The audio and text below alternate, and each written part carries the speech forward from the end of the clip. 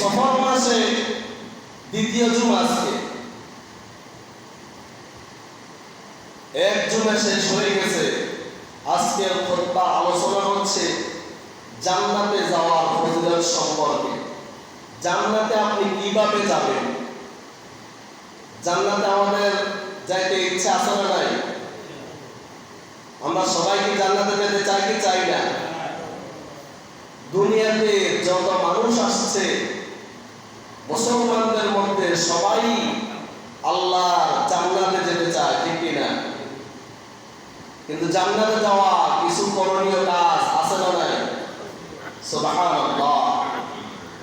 আল্লাহ পাক রব্বুল আলামিন পবিত্র কালামে বলেন, ইয়া আইয়ুহাল্লাযীনা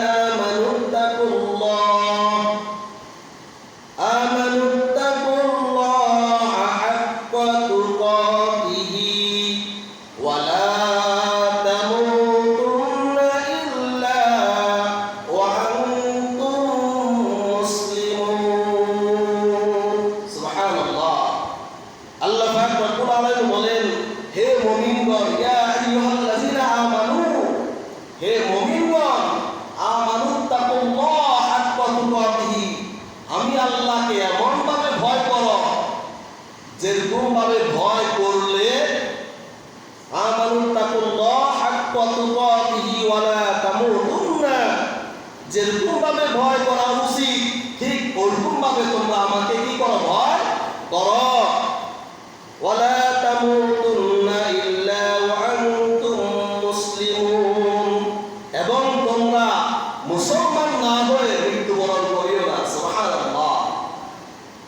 আল্লাহকে ভয় করার মতো ভয় করার জন্য বলেছেন, এরপর বলেছেন যে মুসলমান না হয়ে যেন কি না করে? মৃত্যুবরণ না করে। তাহলে যদি মুসলমান না হয়ে মৃত্যুবরণ করো তাহলে তোমরা জাহান্নামে যাবে, জান্নাতে যাবে না।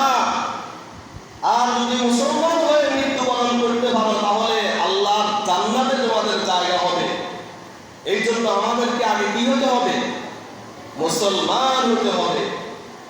আমরা তো কালেমা সকলেই পড়েছি, কোনো কারণে, কথার কারণে, চলার কারণে হয়তো আমাদের নবীজি বিশ্বনবী নবী মুহাম্মদ রাসূলুল্লাহ সাল্লাল্লাহু আলাইহি ওয়াসাল্লাম বলেছেন, শেষ জামানায় এমন একটা সময় আসবে মানুষের হাতের মধ্যে কয়লা রাখা যাবে। হাতের মধ্যে কি রাখা যাবে? কয়লা, জ্বলন্ত কয়লা হাতের মধ্যে রাখা যাবে, কিন্তু ঈমান রাখা অনেক কঠিন হয়ে যাবে, ঈমান রাখা যাবে না। এটা কি আমার কথা না, এটা নবীজি স্বয়ং নিজেই বলেছেন যে এমন একটা সময় আসবে আমার উম্মতের মধ্যে হাতের মধ্যে কয়লা রাখতে পারবে কিন্তু নিজের ঈমান রাখা কঠিন হয়ে যাবে। সেই পরিস্থিতিটা চলতেছে তো এখন। কিছু থেকে কিছু হলে মানুষকে মানুষ খুন করে ফেলতেছে, খুন করে ফেলতেছে।